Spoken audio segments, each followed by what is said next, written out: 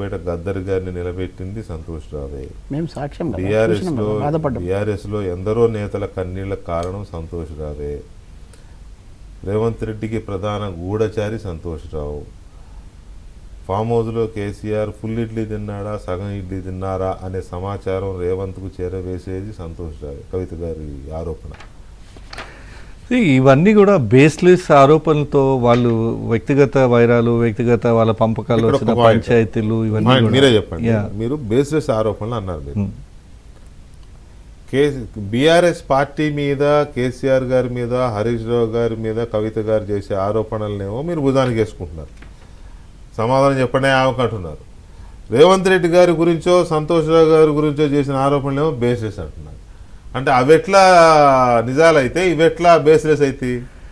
కవిత గారు కేసీఆర్ గారి 10 ఏళ్ల పరిపాలన మీద లేవనెత్తిన అనుమానాలు, అవినీతి ఆరోపణలు, సంధించిన ప్రశ్నలన్నీ 10 ఏళ్లుగా ఏకరువు పెట్టి మీ డిబేట్లతో సహా బయట జనంలో కూడా పబ్లిక్ అవకాశం వచ్చింది కదా. మేము అందరికి మేము ప్రశ్నించి మా గొంతులు అలసిపోయినాక ప్రజలకు అర్థమైనాక కేసీఆర్ దించి మాకు అధికారాలు ఇచ్చిండ్రు. అవే విషయాలు ఇప్పుడు కవిత గారు రిపీట్ చేస్తున్నారు.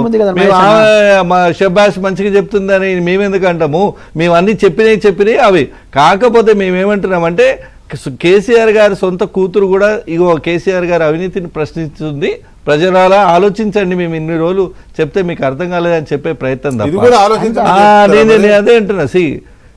ఉద్యమకారుల ఉసురు పోసుకున్నాడా అన్న ఎంతమంది ఉద్యమకారులు బీఆర్ఎస్ లో ఉన్నారు? కేసీఆర్ గారు అధికారంలోకి వచ్చినాక అది కూడా కరెక్ట్. అంటే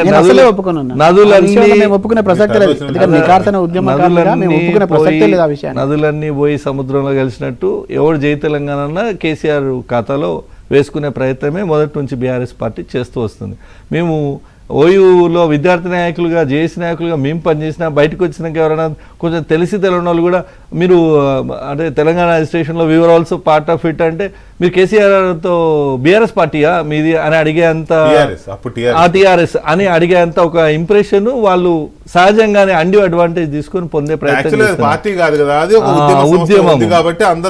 సో ఉద్యమం అనేది వేరు, బీఆర్ఎస్ అనే రాజకీయ పార్టీ వేరు. ఇది మేము అనేక మార్లు చెప్పినాం. సరే కొంతమంది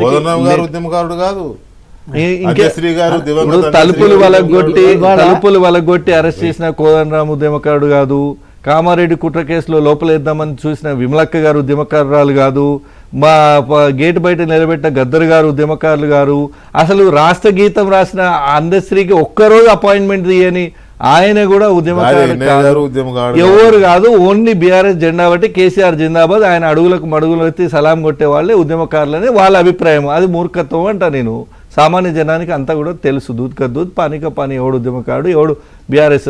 ఆ ఉద్యమకారులలో కూడా మళ్ళా కొత్తగా వచ్చిన వాళ్ళే ఎక్కువ ఉద్యమకారులు, పాత వాళ్ళు కాదు. మళ్ళా ముందు నుంచి కేసీఆర్ జెండా మోసి కేసీఆర్ పల్లకి మోసిన బోయలు మెడల్ కాయలు కాసిన ఉద్యమకారుడు కాదు.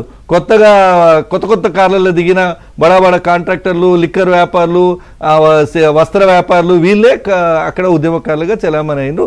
అవకాశాలని వాళ్ళకే పోయినాయి ఉండొచ్చు, నేను కాదంటే. వాళ్ళ మీద కూడా నాకు సింపతి ఉంది. ఎవరైతే అన్యాయానికి గురైనారో, ఇట్లా ఈ కొత్తగా వచ్చిన వాళ్ళ అన్యాయానికి గురై నిజమైన ఉద్యమకారులు ఎవరైతే అన్యాయానికి గురొచ్చారో వాళ్ళకు కూడా మా బీఆర్ఎస్ కార్యకర్తలకు సింపతి ఉంది. అకౌంట్లో 1800 కోట్లు ఏమో ఉన్నాయి, వీళ్ళ పేరు మీద సంపాదించినాయి అవి వైట్ మనీ. నెలకు దిక్కులేని వాళ్ళకి నెలకు 10,000 పింఛన్ ఇచ్చినా కూడా 8 కోట్ల ఇంట్రెస్ట్ వస్తుంది. నెలకు 10,000 పింఛన్ ఇచ్చినా కూడా కొన్ని వేల మందిని చాదొచ్చు. సాత్తురా వీళ్ళ కేసులకు, అడ్వకేట్లకు ఖర్చు పెడుతున్నారు. వీళ్ళ పరాలు, వీళ్ళ ఇమేజ్లు కాపాడుకోవడానికి సోషల్ మీడియా ప్రమోషన్లకు ₹1 ఖర్చు పెడుతుండు కేటీఆర్ గారు రోజు. ఇది ఎవరి కష్టము? బీఆర్ఎస్ కార్యకర్తల కష్టం.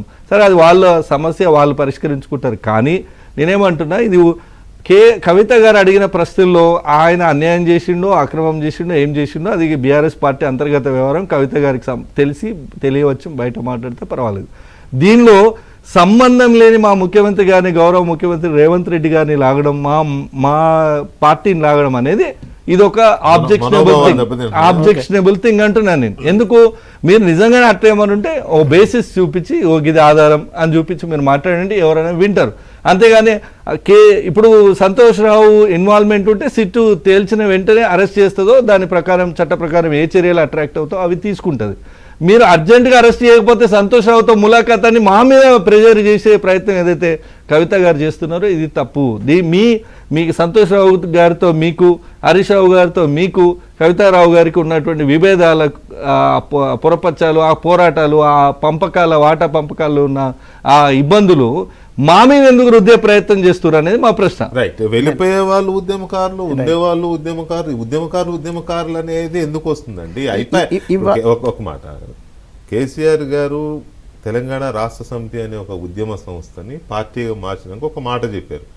నో డౌట్ ఒక విద్వత్తు ఉన్న నాయకుడిగా ఆయన మాటలకు చాలా వెయిట్ ఉంటుంది.